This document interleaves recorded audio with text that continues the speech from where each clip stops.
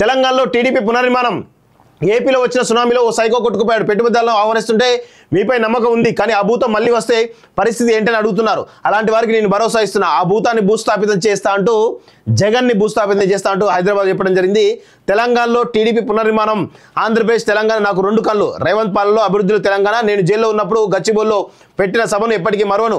ఎన్టీఆర్ భవన్లో టీడీపీ అధినేతలు ఘనంగా సన్మానించిన నేతలు, చంద్రబాబు కలిసిన మంత్రి తుమ్మల, బీఆర్ఎస్ ఎమ్మెల్యేలు ప్రకాష్ గౌడ్, అరికపూడి గాంధీ కూడా. చూడండి, ఇట్లా ఉంటుంది పరిస్థితి. కాంగ్రెస్ వాళ్ళు పోయి ఈ బీఆర్ఎస్ ఎమ్మెల్యేలు పోయి చంద్రబాబును కలుస్తూ ఉన్నారు. ఏందో నాకు అర్థం కాదు. నేను ఒకటే చెప్తా ఉన్నాం మిత్రులారా, మళ్ళా కేసీఆర్ అనేవాడు ఈ చంద్రబాబు నాయుడు అనేటువంటి బూచిని చూపించి మళ్ళా పెద్ద ఎత్తున వైషమ్యాలు రెచ్చగొట్టే ప్రయత్నం చేస్తాడు. అందుకే నేను ఒకటే మాట చెప్తాను చంద్రబాబు నాయుడుకి, అదేవిధంగా టీడీపీ శ్రేణులకు ఒకటే చెప్తాను, దయచేసి మీరు మా తెలంగాణ జీవితాలతో ఆడుకోవద్దు. చంద్రబాబు నాయుడు కూడా అదే కోరుతాను. మీరు దయచేసి సరే మీరు అఫీషియల్ ట్రిప్స్గా రండి, వెళ్ళండి, మీరు ఆతిథ్యం తీసుకోండి, పోండి.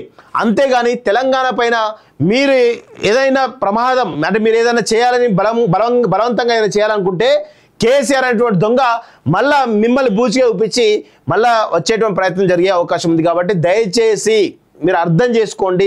ఇటు కాంగ్రెస్ అయినా కానీ బీజేపీ అయినా కానీ ప్రతి ఒక్కరు కూడా అర్థం చేసుకోవాల్సిన కోరుతాను.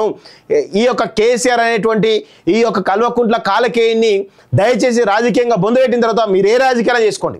అంతేగాని వాడిని బొందబెట్టకుండా ఈరోజు మీరు రాజకీయాలు చేస్తామంటే మిమ్మల్ని బూచిగా చూపించి వాటిలేసేటువంటి అవకాశం ఉంటుంది.